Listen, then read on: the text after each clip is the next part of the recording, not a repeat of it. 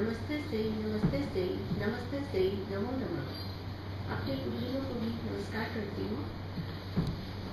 परम सम्माननीय आचार्य विश्वेश्वर जी, व्याकरण विभाग के संकाय प्रमुख प्रोफेसर झा जी, संयोजक महोदय, इस सभागार में उपस्थित सभी विद्वजन, विद्यापीठ परिवार के आचार्यगण, बाहर से पधारे हुए यहाँ पर सभी आचार्यगण, विद्वद्गण एवं मेरे प्रिय छात्र छात्राओं, जैसा कि आप सभी जानते हैं कि आज की ये जो संगोष्ठी है बड़ी ही महत्वपूर्ण है, क्योंकि इसमें कुछ ऐसी चीजें आपके सामने रखी गई हैं, आचार्य जी ने अभी रखी हैं, जो कि इससे पहले शायद आप लोगों को सुनने का उतना सौभाग्य प्राप्त नहीं हुआ होगा, या कुछ हुआ भी होगा तो शायद इतने विस्तृत स्वरूप उसका आपके सामने नहीं होगा। जहां तक हम साहित्य की बात करते हैं, वो साहित्य जो हमारे लिए, जिस साहित्य के साथ हमारा साधारणीकरण हो जाता है, जिस साहित्य के साथ हमारे मन को जो स्पर्श करता है, वो साहित्य जो है वो चाहे आप कहीं भी हो, जहां भी हो, उसमें आपको जो अपना एक लगता है कि ये अभिन्न अंग आप ही का है, तो उसके प्रति आप और अधिक उदार हो जाते हैं, और अधिक सहज हो जाते हैं, और अधिक आपको लगता है कि ये आद्योपांत पढ़ते चले जाएं। और वैसा ही कुछ इस साहित्य में, जो कि ये संयुक्त तत्वाधान में जो ये संगोष्ठी हो रही है, और जिस आनंद मार्ग की और जिनकी ये बात की जा रही है, वो साहित्य भी ऐसा ही है। बहुआयामी व्यक्तित्व के धनी PR सरकार के जो ग्रंथ है, उनका जहाँ कहीं भी जो कुछ भी पढ़ा लिखा है लोगों ने, उन सब से यही स्पष्ट होता है, कोई भी तो क्षेत्र ऐसा नहीं है जिसको ये कहा जा सके कि उन्होंने उसका स्पर्श नहीं किया, और स्पर्श क्या नहीं किया, बल्कि उसका विस्तार दिया है। और मनुष्य क्या है, मनुष्य का निर्माण कैसे हो सकता है, क्योंकि जीवन में बहुत कुछ बन सकता है। मनुष्य जो है वो बहुत सारे पद प्राप्त कर सकता है, धन प्राप्त कर सकता है, और न जाने क्या क्या प्राप्त कर सकता है, लेकिन मनुष्य बनना सबसे अधिक कठिन है। मनुष्य नहीं है। कभी राष्ट्र कवि ने कहा था, वही मनुष्य है कि जो मनुष्य के लिए मरे, हुई न सुमृत्यु तो वृथा मरे वृथा जिए। तो ये जो मानवता का जो पाठ है, मानवता पर जो संदेश है, वो PR सरकार जी के जो ग्रंथ है, साहित्य है, उसमें विशेष रूप से मिलता है। सभी विद्वानों ने आज तक इसी बात का प्रयास किया है कि मनुष्य को मनुष्य बनाया जा सके, मनुष्यत्व का निर्माण किया जा सके, और वो मनुष्यत्व का जो निर्माण है वो साहित्य पढ़ने से होता है। जहां तक इस संगोष्ठी का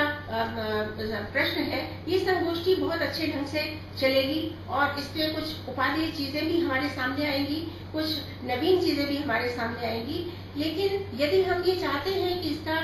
सचमुच हम भारत का नया निर्माण करना चाहते हैं, हम पुनर्जागरण करना चाहते हैं, हम चाहते हैं कि ये सारा प्रचार और प्रसार बहुत सुंदर ढंग से हो, तो उसके लिए, या पूरी तरह से हो, तो उसके लिए अच्छा यही होगा कि हम इन चीजों को अपने जो हमारे पाठ्यक्रम है उसमें कुछ अंश जो है, कई बार हम शिक्षाविद जो है वो देखते हैं कि पाठ्यक्रम जो है प्राचीन काल से चला आ रहा है, उसमें कुछ अनुपयोगी तत्व भी जुड़ जाते हैं कई बार, या सामयिक नहीं होते हैं। तो यदि उन तत्वों के स्थान पर, उस पाठ्यक्रम के स्थान पर यदि हम ये नवीन कुछ जोड़ देते हैं, या हम इस प्रकार से PC सरकार से के जो भी ऐसे पाठ्य अंश जो कि छात्रों के लिए लाभकारी हैं, जैसे भाषा विज्ञान की अभी चर्चा हो रही थी, या मनुष्य के निर्माण की बात हो रही थी, या विचारों के पुनर्जन्म की बात हो रही थी, तो उससे क्या होगा कि छात्रों को भी इस दिशा में एक दिशा निर्देश मिल जाएगा।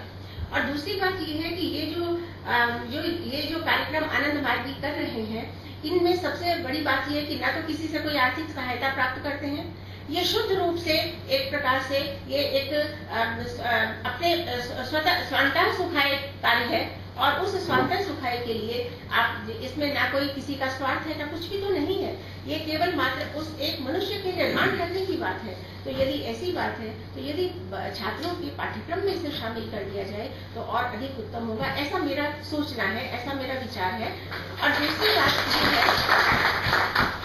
समय समय पर पुस्तक मेले लगते हैं, आप सभी जानते हैं। यदि उसमें भी इस प्रकार की कुछ पुस्तकों का चयन, जैसे शब्द चयनिका है या वर्ण विन्यास से संबंधित है या और कुछ ऐसी बातें हैं, यदि पुस्तक मेले में इस प्रकार की जो पुस्तकें रखी जाए तो मेरे विचार से वो अधिक उपयुक्त होगा, क्योंकि छात्रों तक हम जब तक बात नहीं पहुंचती है, निर्माण तो वहीं से होगा। आप सबने समझा, बूझा, जाना, लेकिन उस ज्ञान गंगा को में अवगाहन जब तक छात्र नहीं करेंगे तब तक उसका जो है समुचित प्रसार और समुचित प्रचार नहीं हो पाएगा। इसलिए ये आवश्यक है कि पाठ्यक्रम में उसको यदि जोड़ दिया जाए, यदि कुछ ऐसे अंश, ये जरूरी नहीं है कि हम किसी धार्मिक ग्रंथ की दृष्टि से नहीं, अपितु हम तो केवल मात्र इस दृष्टि से कि जो उपयोगी चीज है वो हम छात्रों को दें। और जहां तक भाषा का प्रश्न है,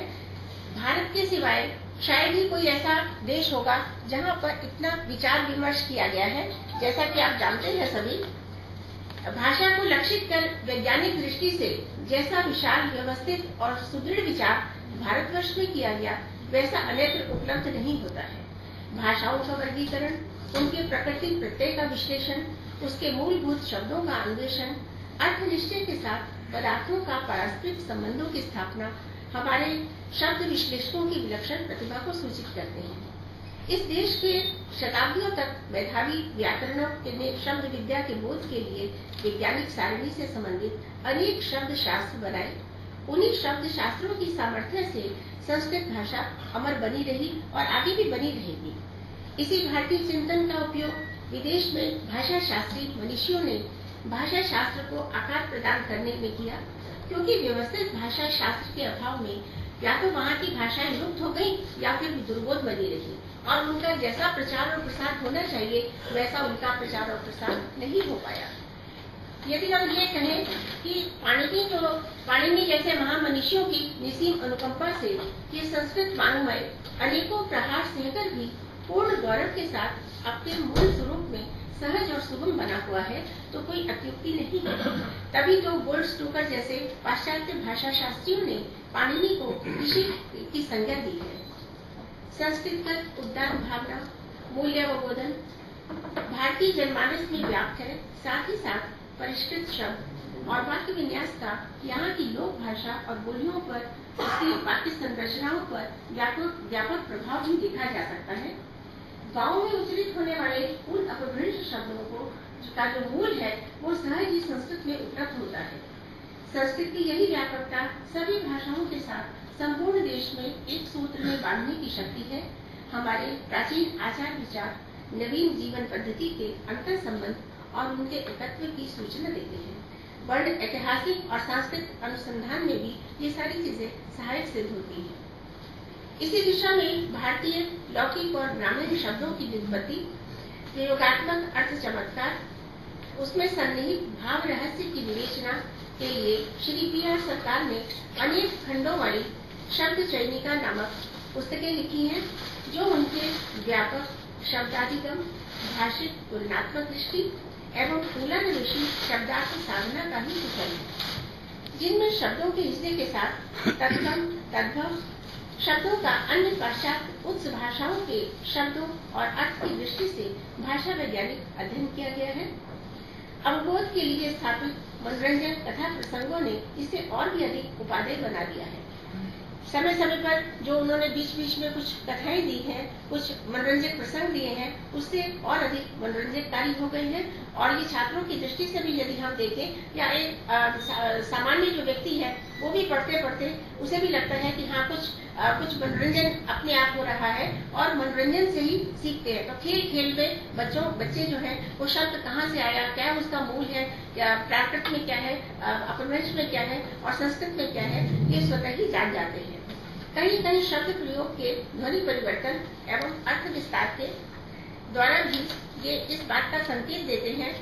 कहीं संगीत में महिलाओं के गौरव की चर्चा की गई है तो कहीं सामाजिक व्यवस्था पर व्यंग भी किया गया है। नामकरण के मनोरंजक इतिहास में भारतीय मनोवृत्ति का उदाहरण प्रस्तुत करने की शैली इतनी अधिक रोचक है कि शब्द विज्ञान और व्याकरण जैसे गंभीर विषयों की दुर्गता का अनुभव ही नहीं होता है। मैं आशा करती हूँ कि भाषा रहस्य विशारद श्री प्रभात रंजन सरकार द्वारा की गई साधना की समीक्षा के लिए संकल्पित ये सारस्वत संगोष्ठी जो विद्यापीठ के व्याकरण विभाग के संयुक्त तत्वाधान में आयोजित हुई है, विद्वजन पर्याप्त विमर्श करेंगे, शब्दार्थ विश्लेषण के अनेक पक्ष उजागर किए जाएंगे, जिससे लोक जीवन के साथ साथ व्यापक प्रभाव के सूत्र मिलेंगे। ये गोष्ठी चिंतन के अनेक द्वारों का उद्घाटन करेगी, जिससे हमारी ज्ञान धारा और भी अधिक परिष्कृत होगी, पुष्ट होगी और विशद बनेगी। मैं आयोजकों, व्याकरण विभाग, सहभागी विद्वजन संगोष्ठी की सफलता शुभकामना के साथ अपने व्यक्तित्व का यही उपसंहृत्य करती हूं। नमस्कार।